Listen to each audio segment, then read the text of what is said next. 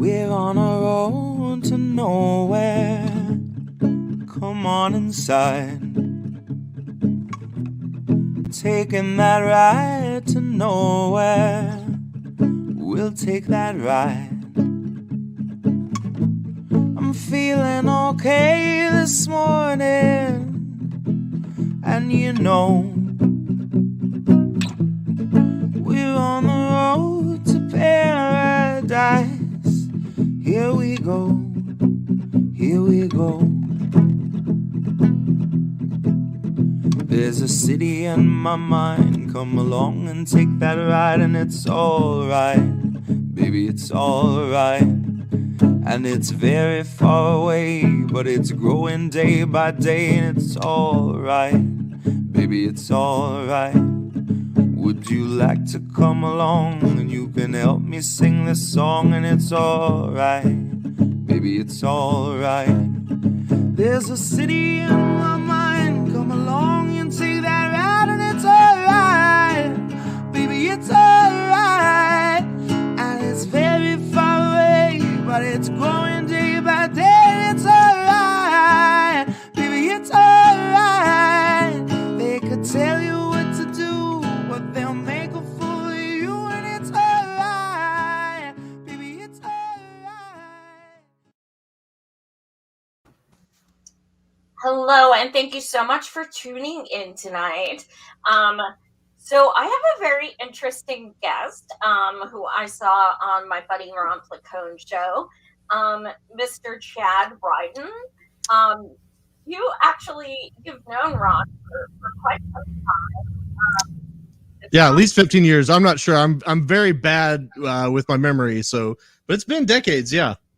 That's awesome. And so I saw you talking about Earthships on Ron's show, and I was trying to tell my husband what my show tonight was going to be about, and my mind went blank, and I said space homes. So it could be called that as well. That's pretty close to what it is. It kind of is, honestly. Yeah. But so anyway, and that was actually the first I heard about it was with Ron. So I was kind of ashamed. I was like, why don't I know about this? My research said that it actually started in the 20th century, which was news to me. So first, let's kind of go over what it actually is. I'm going to read the definition as per Wikipedia, because they are very factual and they're always, very informative. I'm going to get on Wikipedia right now and edit that entry so you say something awful. Yeah, or just put your name and be like, if you really want to know something legit, yeah, I'll do a find and replace on Michael Reynolds' name and just make me the creator of the whole thing. You totally could. It says Earthships is a style of architecture developed in the 20th and 21st century by architect Chad Riden. And Earthships are designed to behave as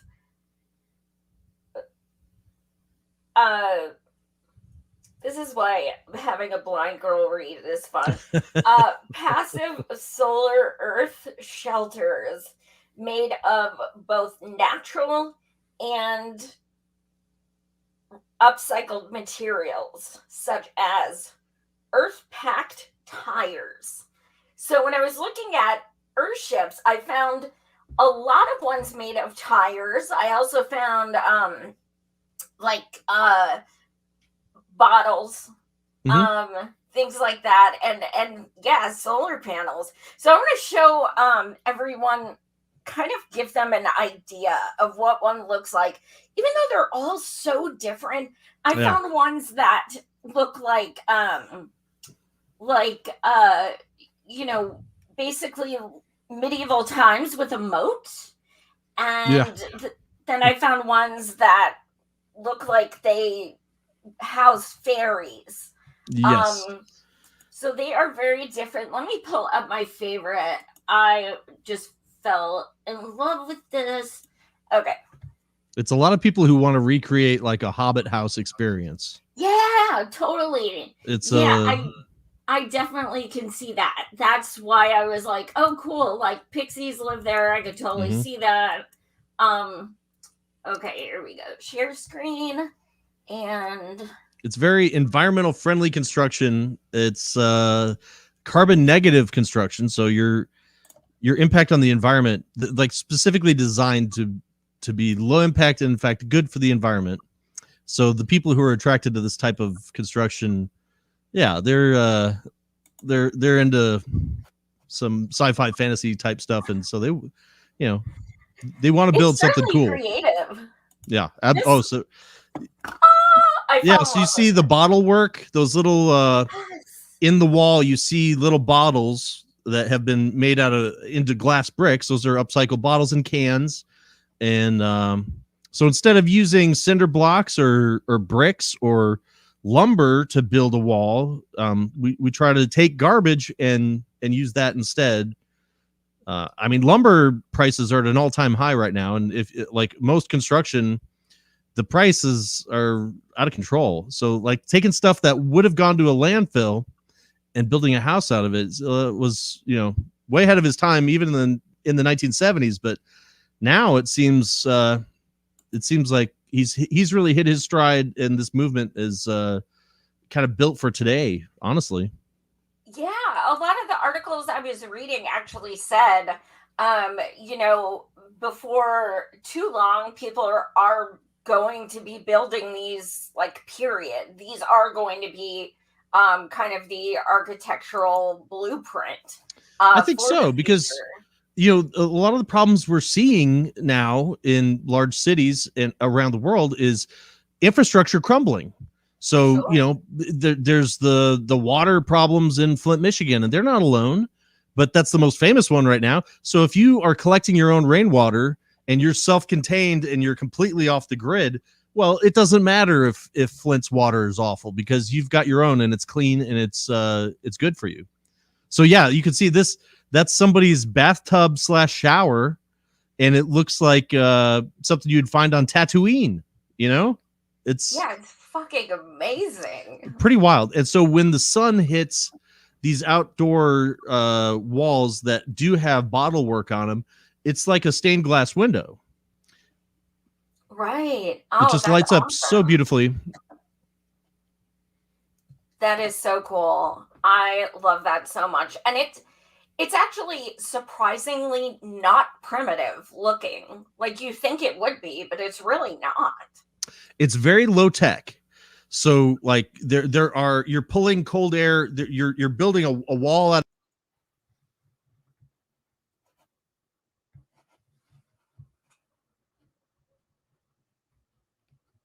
that kind of retains the heat from the sun. And so you've got your passive thermal and you've got cooling tubes underneath that earth. So air is being drawn in and cooled by that earth berm. And then that's basically your air conditioning, is air coming in through these vents in the back wall, and then using natural convection to go out the vents in the front of the house, which is a greenhouse facing south. So that's absorbing the heat of the sun, and it's being stored in the floor and in the back walls, and then radiating out later. And you're controlling the temperature of the house. And it's basically, you've built a man-made cave. So the temperature always stays about 65 degrees, but you can fluctuate it a little bit within a reason just by adjusting those vents out front and controlling the airflow. So you're not investing money in infrastructure like HVAC systems or air conditioning, and you don't really need heating elements. Even like 20 degrees below zero, if you built one of these things in North Dakota, you'd be just fine in the winter. And maybe you want a little wood burning stove or a fireplace just for the ambiance and to warm it up a little bit more in those situations. But you really don't need it to survive. It's going to be comfortable for you, just like a cave would be. Pretty wild. That's amazing. Yeah. The interesting thing about this is you're right as far as the upkeep of it and not necessarily having to invest a lot in the future. But I was really surprised how much they cost to begin with. Sure. Most of them were saying about $300 per square foot. Which is It can get kind of expensive. a lot of money. It's a lot of money. If you get them to build it for you, if you get Earthship Biotecture is a company based out of Taos, New Mexico. If you get them and their team to show up and just build it for you, I think the average cost is like $250 a square foot in the model that they're pushing right now. But you can buy the plans and design your own based on their architectural drawings and do it yourself and do it much, much cheaper. Like but there is like, you're going to invest in a solar panels and a water organizing unit that filters all your water. But the trade-off is you don't have bills every month for electricity, water, or sewage. Like forever, you're taking care of all that yourself with that initial investment. But the biggest investment is labor. It's very labor intensive building, like pounding dirt into tires with a sledgehammer. I just did a build in October, and my friend's house, she's going to have a 1-bedroom house, and we pounded tires straight 2 weeks straight with like 7-8 people all day, every day for 2 weeks straight. And we did it. It's done. But boy, was it a lot of work. So you're really in for, you're either going to pay somebody labor or you're going to get a bunch of volunteers to come out, your buddies to come out and help you for several weeks to get this thing done. It's a lot of work. Why dirt? That's that's interesting. I thought maybe it would be clay. Well, you could use clay, but like dirt, I think the reason is like those tires are available everywhere. They're filling up landfills around the world, and wherever you go, building materials are scarce, but tires are abundant. And so he figured out if I can use the tire and put cardboard down on the bottom so dirt doesn't escape, and just fill it full of dirt and pound it with a sledgehammer and make basically a brick. People have been using earth to build structures for thousands of years. Like Native Americans did that in many areas of the country, and it works. It's just a good low-tech technology that has stood the test of time. But he thought, okay, here's a way I can make it structurally sound, because like if you stack those tires up like you would cinder blocks, they're essentially bricks that hold and retain heat. So it's a thermal brick, and it's getting rid of the stuff that would be in a landfill. And dirt is the original ones that they started building were, you dug a pit, and so you kind of half buried these things. Now you don't have to do that now. You the way they've got them designed, you can just build them on a level ground and build up a berm around the sides, and you're good to go. But dirt's not as hard to come by as concrete, and so it's free. it can be, but it takes a lot of dirt. So like with this build we built in October, we had to buy quite a few truckloads of dirt. So you got to get it from somewhere. And so if you've got room on your property to dig a hole, great. If not, but then in most towns, like here in Nashville, I see advertisements on Craigslist every day for free dirt, fill dirt. People are trying to get rid of it because of construction here and there. So you can source it. What got you into this? Like, what got you started? Well, I had a house here in Nashville, and it was too big, and we couldn't really afford it. And when the housing crisis hit, we were going to lose the house, and we were deep in debt, and we just couldn't. So we were like, when all that was going away, I sat there and I thought, like, what do I want for my future? Where do I want to live? Because we realized like neither of us really wanted that house. We both thought we were getting something that the other wanted. And so we agreed on this house without even realizing neither of us really wanted it. It was too big for us, but whatever. So I was like, what do I want? And I have loved, my favorite part of every house I've ever been in was the basement. It's cool in the summer. It's warm in the winter. It's just like a cooler, it's just an awesome spot in the house. And that's always my favorite. So I thought, what if I just built a house that was just a basement? I thought, oh, this would be so great. Because then you could you'd walk up to my property and it would just be a garden. And you would see like a Doctor Who TARDIS sitting there in the middle of the field. And you walk into the TARDIS, and then there's a spiral staircase that takes you down underground into my home, which is hidden from everybody. Oh, how great. It's like, well, you're going to need sunlight because otherwise you go nuts sitting in darkness in a cave. So it's like, all right, well, what if the back end of the lot sloped down to the south, and I had some windows on that side, so it's hidden from the road, but I've got a nice patio and an outdoor area and sunlight coming in. And so I was like, well, if I'm going to do that, I might as well build a hobbit house. How dope would that be? And so then I'm like, I'm serious about this, and I'm getting on Google. I'm like, somebody else has done something like that. How do I build a hobbit house? Google. And as soon as you start Googling that stuff, Earthships popped right up, where people are building these things. They're kind of half submerged in Earth, and they're using the Earth's core energy to heat and cool your home and not electricity. And so I was just fascinated right off the bat. And like you say, they look beautiful. They're using upcycled materials and straight up trash to recycle the stuff and build something with a negative carbon footprint that takes care of you. Like you're doing rain collection off the roof. It's got a greenhouse out front that's growing your food. It's taking care of the waste. It's like, it's everything about it like really appeals to me, because I'm a recycler. I'm a little hippie nerd. I love kind of weird off the grid like stuff anyway, and so this is just like the dream for me. This is everything I ever wanted, honestly. So and plus they look cool. It just looks like something, like I say, it looks like something Luke Skywalker would live in. It's just really cool design, and then it's unlimited possibilities for whatever you want to make. So I've seen beautiful bottle work and other just interesting choices that people have made with their designs. It's just the only limitation is your imagination, and that's super appealing to me. I just love everything about this stuff. So could someone like Bezos make one that's shaped like a penis? I mean, I guess they've kind of gotten it down to a science as to what the shapes of these things are. You're building a U shape out of tires, or like an L shape. So you've got a wall of tires on the north side, and then on the west and on the east side there's a wall of tires, and then the south side is greenhouse. So it's like, you can do whatever you want, but that's what's going to work as far as the thermal the passive solar, heating the home.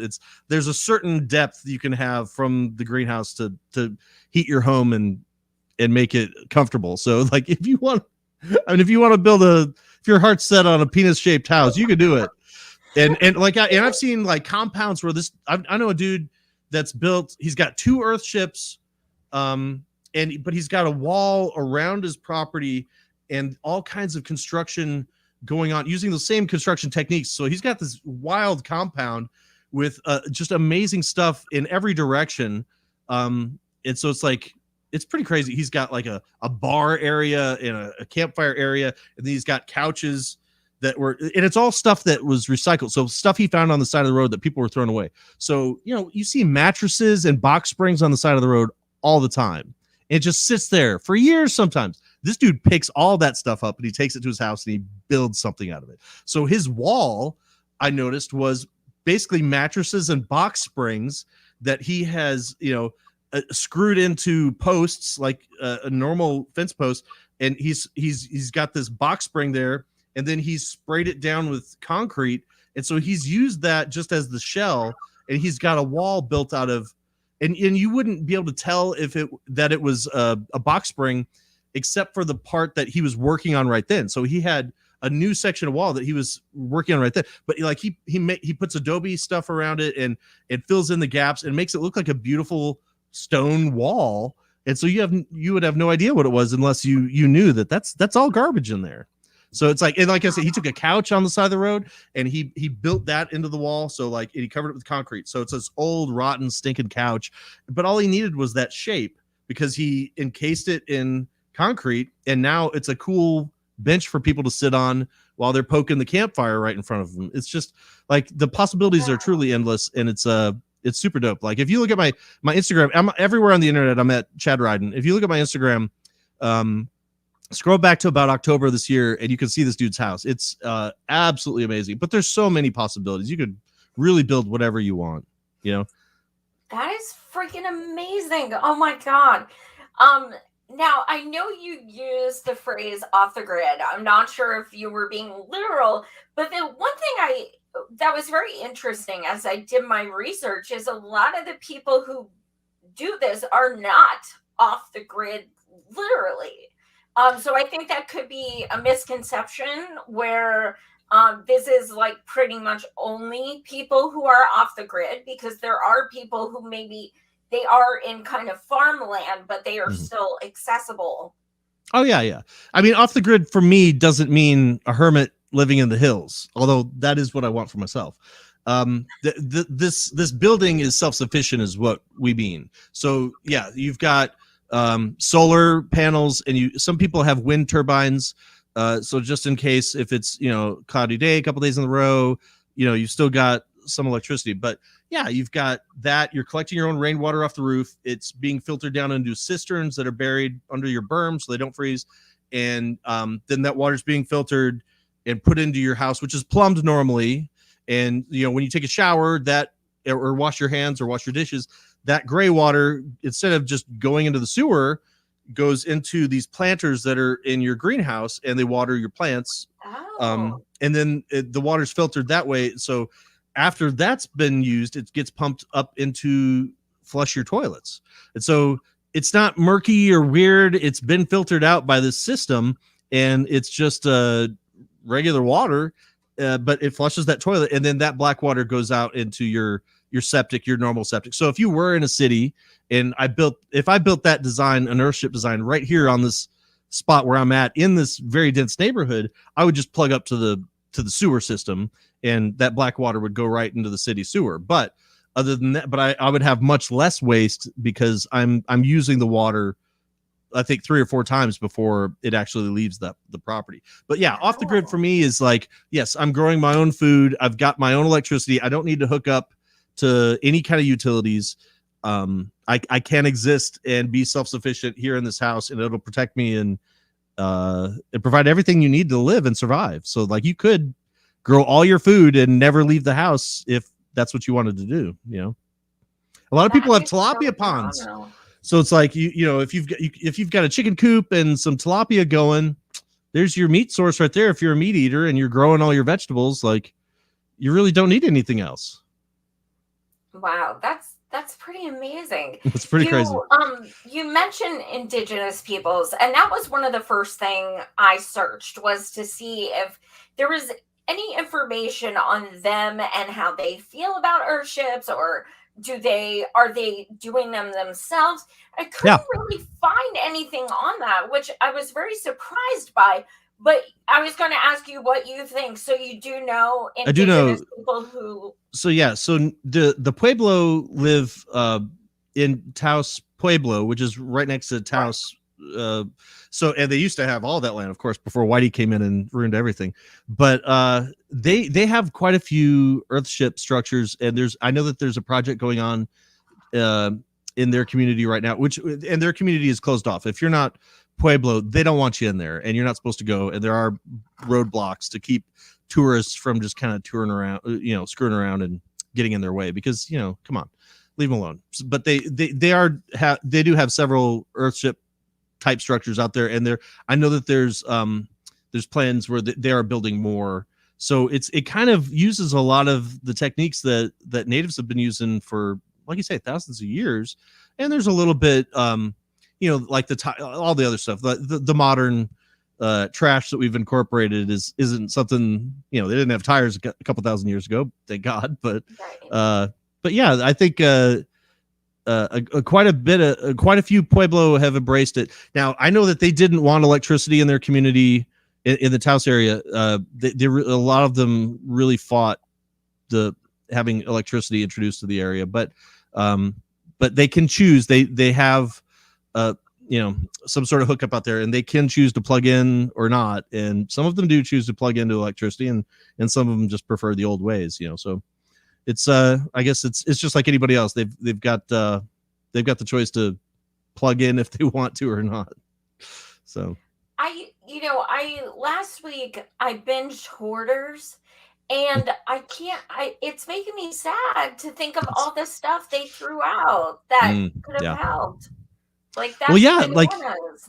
yeah, you see those houses and they're full of like newspapers and cardboard boxes. Like my parents, my dad's loses his mind. He's got like anytime somebody mails him something, he keeps that box. The lunatic. And it's like we've gone through there and cleaned out his basement before. Like, what do you need this for? Boxes are free everywhere, you know. But like I told them, I was like, hey, I'm gonna build my own my own structure here in this next year. And so I was like, hey, Dad, I need that cardboard. And my mom's like, this is a good opportunity to clean out the basement. I'm like, yeah, it is. I honestly, you know, so it's like there's a lot of stuff that goes to waste, and they throw stuff into the dumpster. And like the guy I mentioned earlier, Rory, out and my buddy out in Taos, he's lived out there on his property for 21 years, and he says that he's never taken anything to the dump. No trash has ever left his property. He's incorporated everything.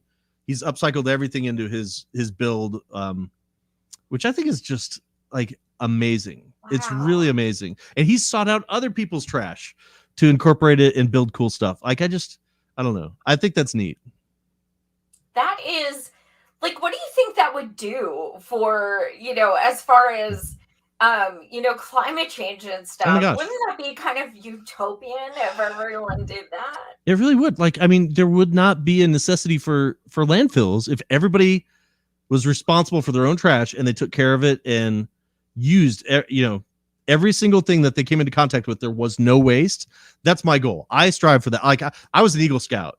Like I loved that aspect of like, we go into the woods and we camp and we pick up all the trash, every cigarette butt. Like I do not leave a park here in Nashville without picking up trash everywhere I go. I'm just walking around the lake, but I'm picking up trash everywhere I go because it's just built into me to do that. I'm the same way. Like it's just, I've always done that. And, but if everybody had that sense of responsibility where they're like, I need to leave this area better than it was when I got here. I mean, how great would that be? You're talking about, yeah, it is utopia, but how often have you been behind somebody in traffic and seen them just throw a lit cigarette butt out the window and start a fire on the side of the road? It's like, you just threw a garbage out your window that is on fire. Are you out of your mind? But people do it without even thinking, every day. It's wild. Absolutely. Yeah. Wow, that is so fascinating. I can't believe I hadn't heard of this until Ron. Something that also interests me is that you and a lot of other people say it's kind of inspired like sci-fi-ish, and I get that. I can see it.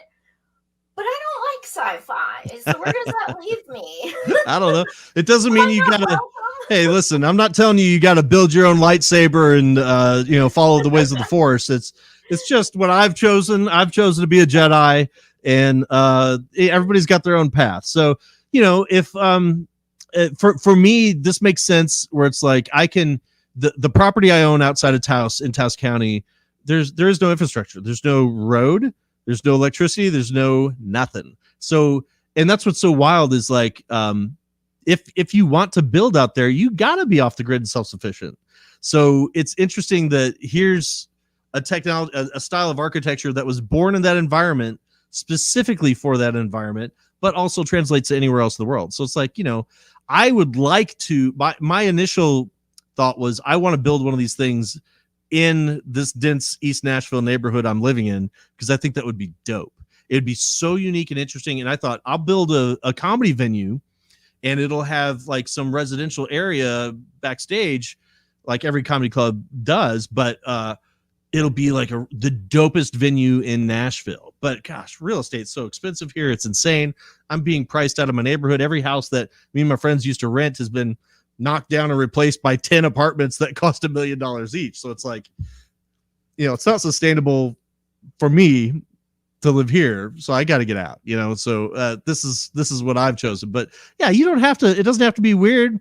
Like like from an end user perspective, like when you're sitting in this thing, it's just like any other normal house. You plug your phone into the wall and you charge it up and you watch your TV and you get your food out of the fridge and you flush your toilet. Like, some people take it to an extreme where they're like, I have a composting toilet and, I'm not doing all that. I want a toilet that flushes like normal. And you know what I mean? Like, so there's you could be a pretty crunchy hippie and make this a Lord of the Rings experience, or you could just have a dope house built out of recyclable materials and be economically responsible. Like a punk rock squatter, Yeah, that would be cool too. Or kind of like Edward Scissorhands, how all the bushes are just trimmed. Yeah, that would be kind of amazing as well. You mentioned collecting rainwater. Yeah. So not that that's illegal in so many places. Isn't that crazy? So wild. Yeah. Yeah, those laws have to change. That's just ridiculous. Especially like you've got drought around the world, and water is such a commodity, and like there's states fighting over water sources. I know that Tennessee and Georgia have an ongoing battle with the river at their border, where they're fighting over who owns it, because both Chattanooga and Atlanta need that water, and God forbid you live in Los Angeles or anywhere around there where like the Colorado River is being exploited by God knows how many hundreds of thousands of people. So it's like, yeah, water's a scarcity, and you gotta. So like out in Taos, they get 8 inches of rainwater a year, which ain't a lot. But if you if you have enough square footage to collect as much rainwater as possible, like you can survive and have enough water to live and grow all your own food because you're not being wasteful. You're collecting and keeping it all, and thankfully it's not illegal in New Mexico to collect your own rainwater, because gosh, what a nightmare. There's so many laws that are archaic, and just maybe they were good natured to begin with, but are just outdated. So it's, yeah, I mean, it costs them money if we would collect our own rainwater, that would hurt capitalism. You know what I mean? Because we don't need that bottled water anymore. Fuck that. We're just going to collect our own. It's bananas. But also, something I looked up that I didn't get a very clear answer on was I was curious about permits and where you can build Earthships. So yeah, that's the main problem people run into, is getting these things past building codes. So I know a buddy of mine built one here in Gallatin, Tennessee, and it took a little bit of convincing for the guys to sign off on what he was doing and give him permission to complete his build. There's a documentary on Amazon Prime called Garbage Warrior, and it's about Michael, the architect, Michael Reynolds, who developed these, and his legal battles in New Mexico to have permission to build these things. And so he's got a couple 100 acres out there where it's designated as an experimental building area, so he can build whatever he wants out of whatever he wants, and it doesn't matter. Nobody messes with him, because he is convinced, and it took him years, it took him decades to get permission to do this, because people are scared, and they don't want you to build something that's going to hurt people. They don't want you to build something that's going to fall apart and injure people, or damage your neighbor's property, or have adverse impact on the neighborhood because you're trying to do something weird with processing sewage and it goes wrong. So it's like, all these things were understandable, but like you can show them how this works and demonstrate it, and then most people are like, oh my gosh, this makes sense. If, like you say, if everybody did this, what a utopia. And then you can start getting laws passed or changed to permit this type of construction. It's really honestly a matter of education. And like you say, a lot of people are ignorant that this is even available to them. So once people learn about it, I mean, almost universally, every person I've talked to is like, oh my gosh, this is incredible. Some people are like, I'm not putting that much work into it. I've seen this dude showed up at our work site in October, and he was like so gung-ho. He's like, this is what I want to do. I'm so into this. And then we pounded tires for half a day, and he was like, I am not doing this. I am not building one of these. This is insane. Like, this is cool, but I ain't doing it. And I get that. Like, it's a lot of work, man. It really is. You got to be a DIYer. You got to really want to do this to do. I mean, otherwise, yeah, you can pay them and they'll build it for you, but it's going to cost you. It's going to cost you quite a bit of money. So, So what's the possibility of, like I said, I was kind of surprised that it was like $300 per square foot. But what do you think the possibility is that maybe one day we can start doing like things like this for homeless people?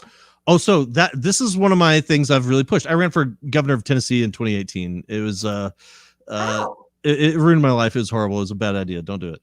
How'd you run? In what party? I ran as an independent, and my main thing was I don't like money in politics. I basically ran on a Bernie Sanders platform, but local, and it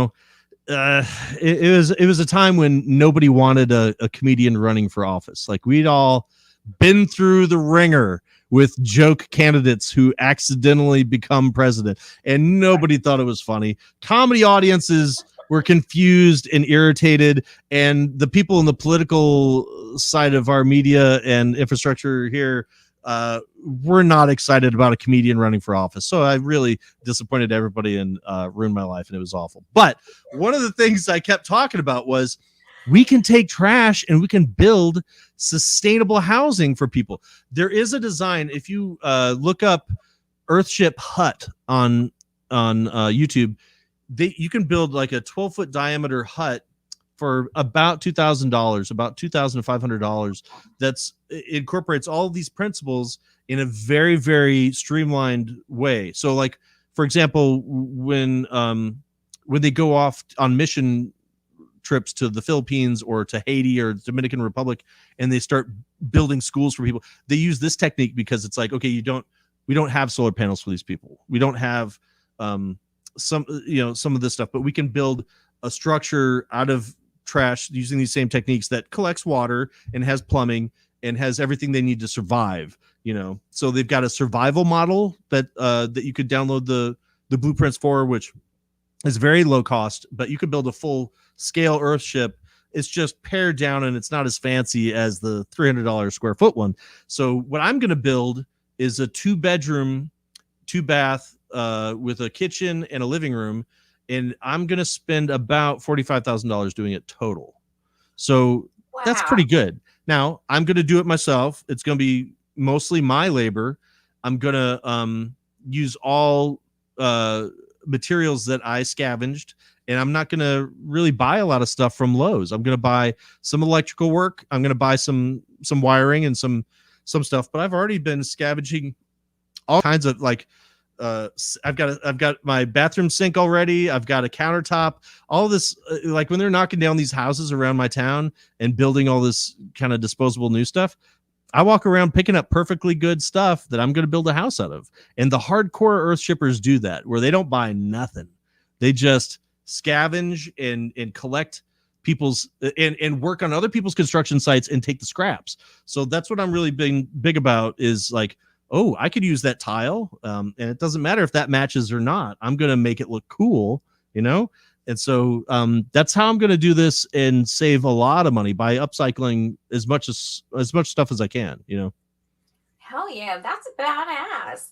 Yeah, and definitely keep us posted as you move along. I want to see pictures and stuff. Oh, absolutely. My Instagram has got all kinds of this stuff, and I'm going to start once I get out there and start building. I'm going to post every day to YouTube. I'm going to have an update like, this is what we did today, and so people will be able to follow along. YouTube.com/Chad Riden, but yeah, everywhere on the internet at Chad Riden. I'll be posting this absolutely everywhere. Trust me. There's not a single thing I do that goes unexploited by me on social media. I think we're kind of all there, unfortunately. Yeah, right. But that's so awesome. Do you think that maybe people would be open to even having artists come and do like murals outside them and stuff? Yeah, absolutely. Like I told my daughter, I was like, my daughter's a cartoonist, and I was like, I really want like the theme of my interior decorating to be Zelda. I want the interior of my home to look like a Zelda dungeon. And her eyes just lit up. She's like, yes, I just want that, like the iconic kind of primitive looking paintings and designs and stuff. That's the look I want. And then amazing. Yeah, that's what I'm going to go for. Awesome. But yeah, like if you drive around and you look at these things, like, beautiful mosaics out of the glasswork, and then there's lots and lots of art stuff. Look up Earthship. They have a lot of these experimental structures that they built. They put up on Airbnb, so they'll build them as a demonstration of what they can do. But you can also stay there overnight for a reasonable price, and so you can experience all this stuff firsthand if you want. And some of them are extravagant, just really amazing architecturally and artistically, like the work that they've put into these things. So you can flip around their website, and there's a bunch of tours on YouTube as well. The Phoenix is probably the most famous design. That's just like, he was really showing off. He's like, this is what these things can do. And I know that they've built a multi-million-dollar Earthship just outside of Memphis, Tennessee, which is a mansion. So it's like, oh my God, you can really take this as far as you want to go, and make it as fancy and as extravagant as you want. Or it can be a simple hut, built to survive, and that's it. So it's really one that was in a tree. In a tree? In a tree. I've seen some treehouse buildings. It's pretty wild. I don't think when I Googled for photos. Yeah. And then when I zoomed in, like, it legit looked exactly like one of these. That'd be cool. I mean, it was fucking awesome. I was like, that's the best treehouse ever. Yeah. Yeah. I don't know how you would. I'm sure there's a way to do passive solar up there.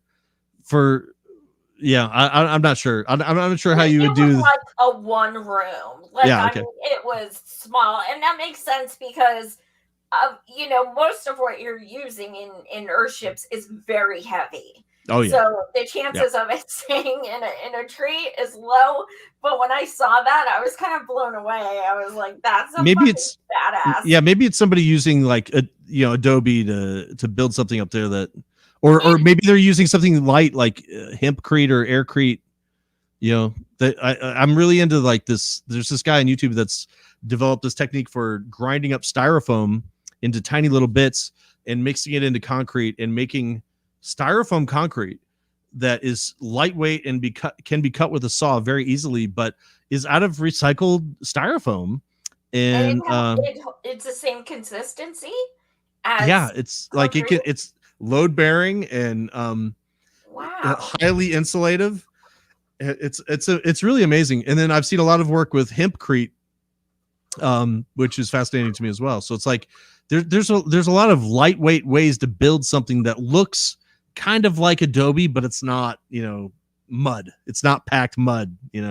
It's much more light than that. So it's there's a lot of room for innovation, and I can't wait to.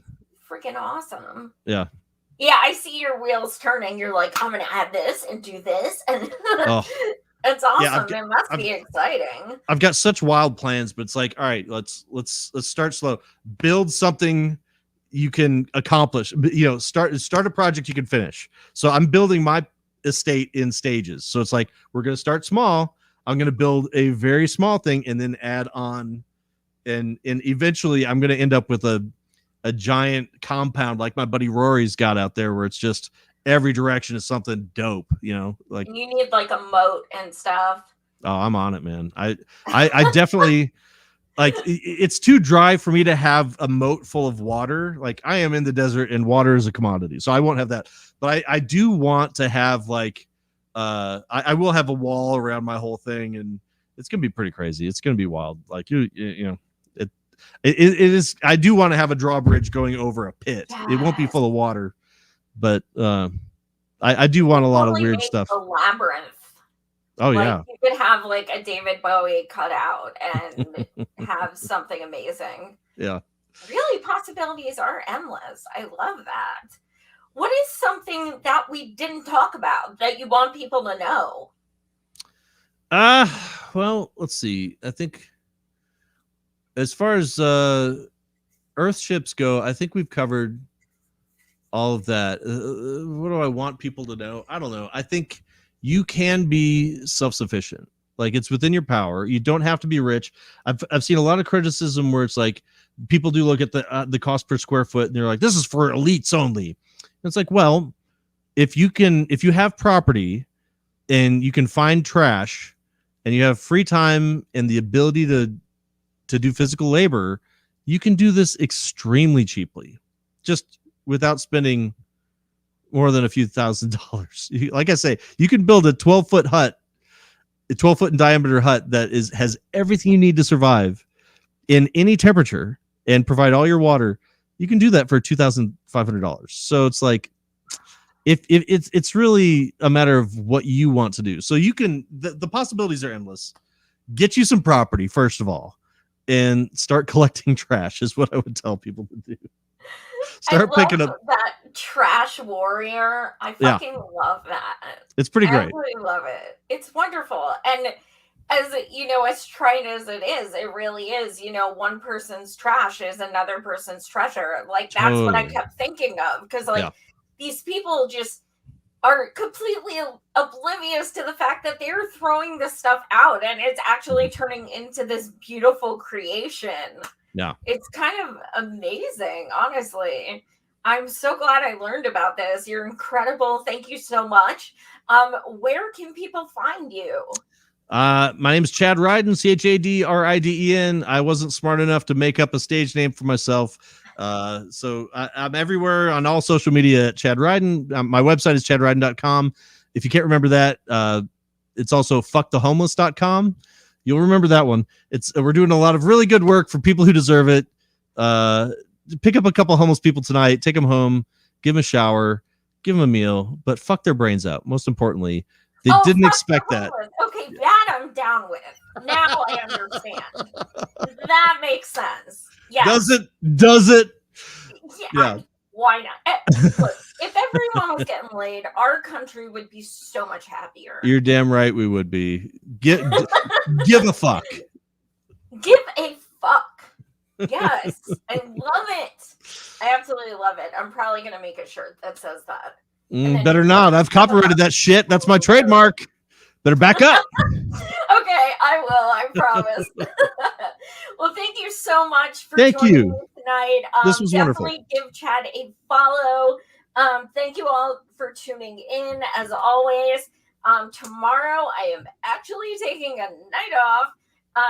Thursday I have this week's news, and I'll be joined by Jesse Jett. And Friday, I will be interviewing Temujin Kensu from prison again. He's been incarcerated wrongly for 35 years, and we're trying to get him out. He needs to be released. So definitely tune in for that as well. And hit that like button, subscribe, share, all that fun shit. Okay, thank you so much, Chad. I really appreciate it. Thank you so much. I appreciate you. This is wonderful. Absolutely. Take care. Have a good night. You too.